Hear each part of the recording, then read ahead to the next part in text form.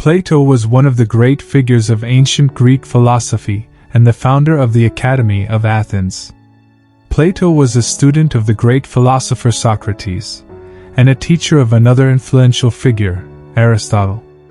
Plato was not only highly influential in Western science, philosophy and mathematics, but is also said to be one of the founders of Western religion and spirituality.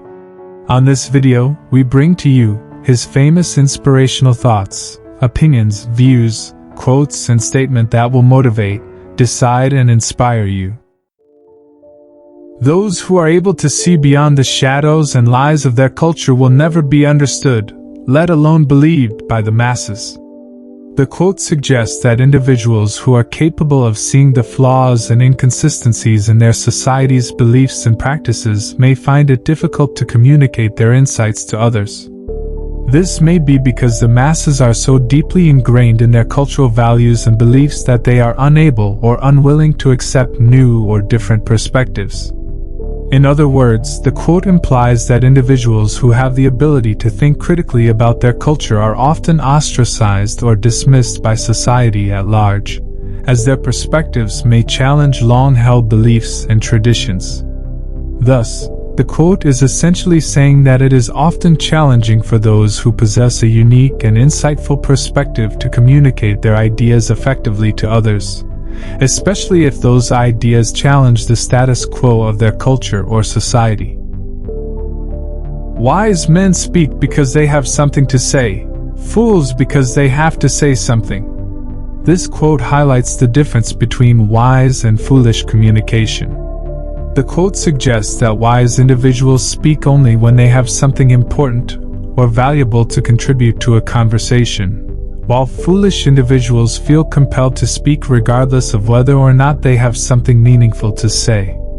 In other words, the quote implies that wise individuals carefully consider their words and speak only when they have something of substance to contribute.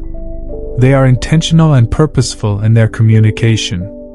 On the other hand, foolish individuals speak impulsively and without much thought, often just to be heard or to fill the silence. The quote can be interpreted as a reminder that it is important to think before speaking and to consider whether what we have to say is truly worth saying. It also suggests that wise individuals prioritize quality over quantity in their communication, whereas foolish individuals may prioritize quantity over quality. Be kind, for everyone you meet is fighting a harder battle. This quote is a reminder that every person we encounter is likely facing their own struggles and challenges. The quote suggests that we should approach every interaction with kindness and empathy, recognizing that the person we are interacting with may be going through something difficult. In other words, the quote implies that we should be mindful of the fact that everyone we meet is fighting their own battles, whether they are visible or not. We should therefore strive to be kind and compassionate, as we never know what someone else may be going through. The quote can be interpreted as a call to empathy and understanding. It encourages us to put ourselves in others' shoes and to treat them with the same kindness and respect that we would hope to receive if we were in their position. By doing so, we can create a more compassionate and supportive world, where people feel seen, heard, and valued. We could easily forgive a child who is afraid of the dark. The real tragedy of life is when men are afraid of the light. This quote highlights the difference between childlike and adult fears. The quote suggests that it is natural for children to be afraid of things that they don't understand, such as the dark. However, when adults are afraid of the light, that is, the truth or knowledge, it is a tragedy. In other words, the quote implies that it is normal for children to have fears and insecurities that they may grow out of as they learn and develop. However, when adults refuse to confront their own fears or reject new information, they limit their own personal growth and development. The quote can be interpreted as a call to courage and open-mindedness. It encourages us to confront our fears and to seek out knowledge and truth, even if it may be uncomfortable or challenging. By doing so, we can grow and develop as individuals, and ultimately live more fulfilling and meaningful lives. Only the dead have seen the end of war. This quote's origins are actually unknown. It is a powerful statement that highlights the devastating and endless nature of war. The quote suggests that the end of war, the cessation of hostilities, is an elusive goal that can never be fully realized. In other words, the quote implies that war is an ongoing cycle that cannot be broken, and that the consequences of war extend beyond the battlefield. Even when a war has formally ended, the physical, emotional, and psychological scars can continue to haunt individuals and societies for generations to come. The quote can be interpreted as a call to peace and a reminder of the destructive nature of war. It encourages us to work towards solutions that prioritize diplomacy, negotiation, and cooperation, rather than resorting to violence and conflict. Never discourage anyone who continually makes progress, no matter how slow. This quote emphasizes the importance of encouragement and support for those who are making progress, even if it is slow. The quote suggests that progress, no matter how gradual, should be celebrated and encouraged, rather than discouraged or dismissed. In other words, the quote implies that progress is a valuable and worthwhile endeavor, and that even small steps towards a goal should be recognized and applauded. Rather than focusing solely on the end result, we should acknowledge the effort and dedication that goes into making progress, and provide encouragement and support along the way. The quote can be interpreted as a call to kindness and empathy. It encourages us to be supportive of others and to recognize the value of their efforts, even if they are not moving as quickly as we might like. By doing so, we can create a more positive and uplifting environment, where people feel encouraged and supported in their pursuit of progress and growth.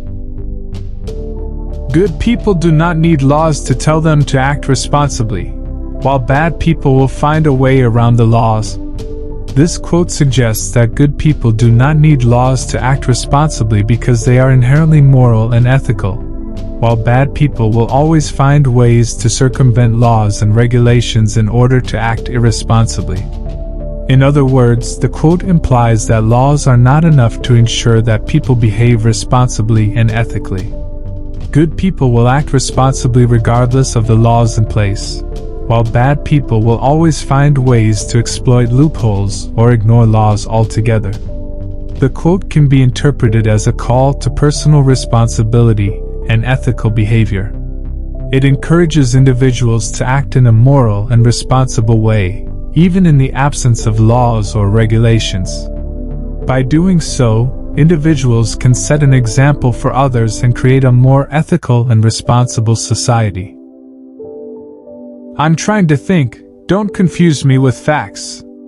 This humorous quote is often used to poke fun at people who are resistant to changing their minds or considering new information. It suggests that the person is so entrenched in their own beliefs and opinions that they are not willing to consider new information or ideas that might challenge their existing views. In other words, the quote implies that the person is more interested in maintaining their own perspective than in being open to new information or changing their mind.